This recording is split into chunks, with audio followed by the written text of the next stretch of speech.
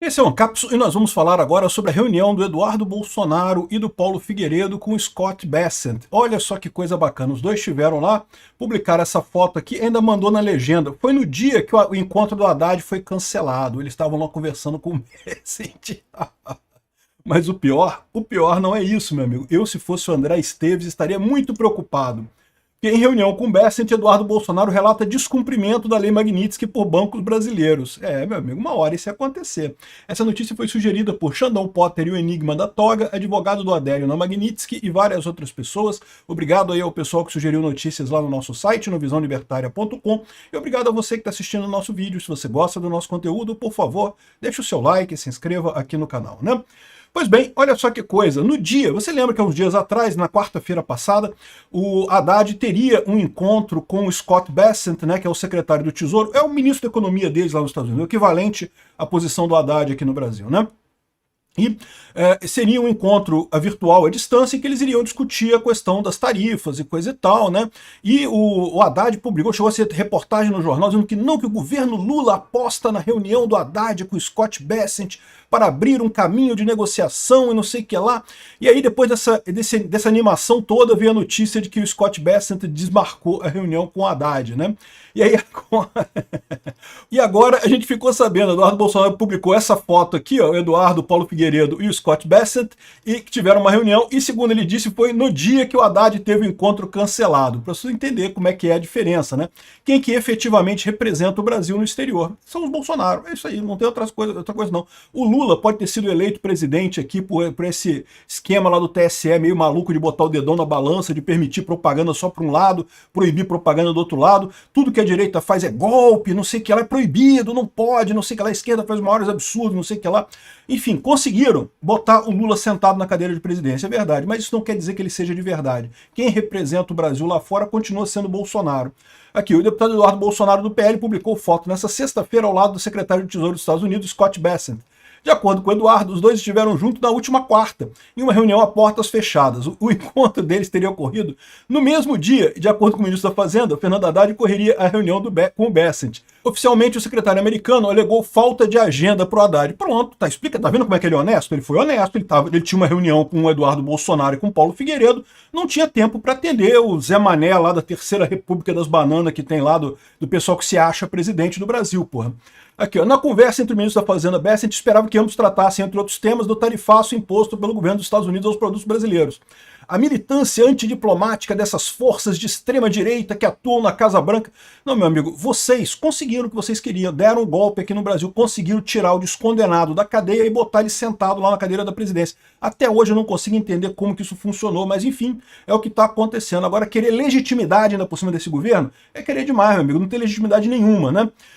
Aqui, ó, recebemos a informação 2 dias depois do anúncio que fiz, em que o Eduardo publicamente deu uma entrevista dizendo que iria procurar inibir esse tipo de contato entre esses dois governos. Depois dessa entrevista que houve o episódio, não há como não relacionar uma coisa com a outra, não é coincidência, ou seja, o Haddad está querendo culpar o Eduardo Bolsonaro por não ter um encontro com o Bessent. Mas o Haddad já parou para pensar que o Bessent, ele tem o direito de escolher, cara, ele não é obrigado a ouvir o Eduardo Bolsonaro, ele poderia ter falado com o Haddad. A questão é que o Bessent sabe quem está certo e quem está errado nessa história. E enquanto o governo brasileiro continuar fingindo que está tudo certo, que é um governo legítimo, que nós não estamos numa ditadura judiciária aqui no Brasil, que os processos contra o Bolsonaro não são um absurdo completo. Ah, não, tá tudo normal, tudo dentro da normalidade democrática e coisa e tal. Enquanto continuarem enfiando a cara na terra, escondendo essa verdade, vão se ferrar e o pior, vão ferrar o Brasil inteiro, né?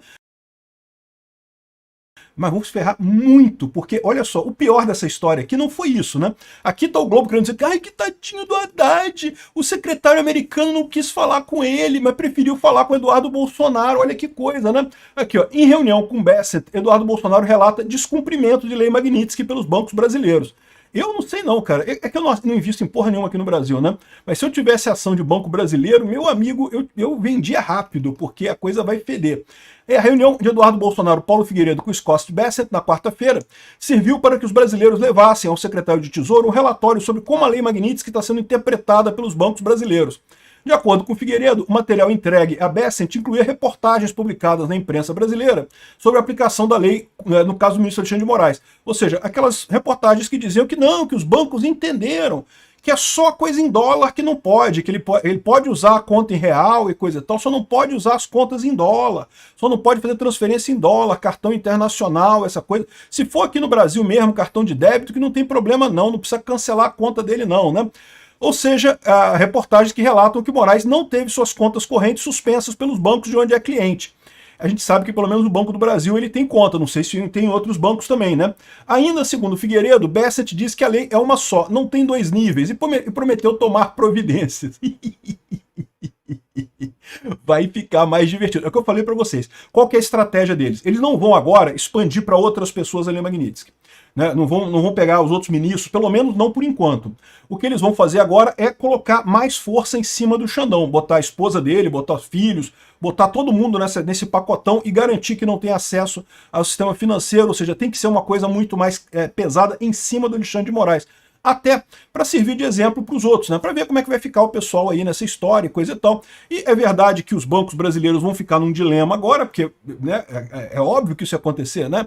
O que vai acontecer? Eles já estão falando que vão obrigar os bancos brasileiros a não seguir a Lei Magnitsky. E beleza, eles podem fazer isso nos bancos que estão aqui no Brasil, né?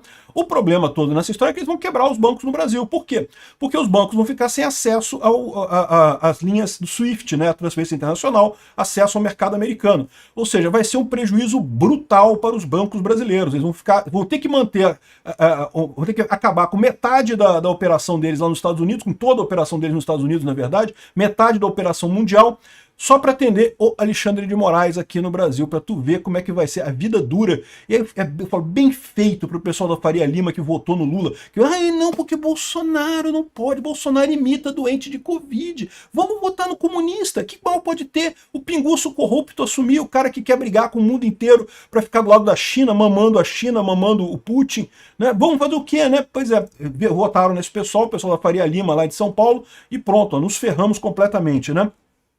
Ou seja, vai começar a brincadeira agora. Eu não sei quando que eles vão fazer isso, tá? Eu ainda acho que os Estados Unidos estão nessa de ver qual vai ser o impacto desse negócio. Mas hoje a gente já teve a definição da data do julgamento do Bolsonaro. Não é que isso seja uma novidade. Todo mundo já sabia que seria no mês de setembro, né? Tá todo mundo já sabendo que o Alexandre de Moraes tinha reservado as 4 sessões do mês de setembro para ser o julgamento do caso do Bolsonaro. Então faz todo sentido. 2 de setembro foi marcado o início do julgamento. Era mais ou menos o que já se esperava. Mas, de qualquer forma, o fato do STF ter marcado essa audiência, essa votação, já indica que pelo menos há uma intenção deles de continuar com esse processo absurdo, sem absolutamente nenhuma lógica jurídica, né? Meu amigo, os bancos brasileiros vão ter problemas, hein? Vão ter problemas sérios. Eu acho que o pessoal vai precisar mesmo do BRICS-Pay. Se prepara quem ficar isolado aqui no Brasil, hein? E depois, repara, isso é uma merda enorme, cara, porque toda a parte de exportação brasileira requer dólar, né? E aí os bancos brasileiros não vão poder mais comprar e vender, ter dólar aqui, negociar em dólar. Ou seja, a exportação brasileira inteira vai se ferrar com essa medida. É uma coisa absurda de preocupante os bancos brasileiros ficarem insistindo nessa brincadeirinha de que não, vamos interpretar de tal jeito e não sei o que lá e coisa e tal. Vamos ver como é que vai ser isso.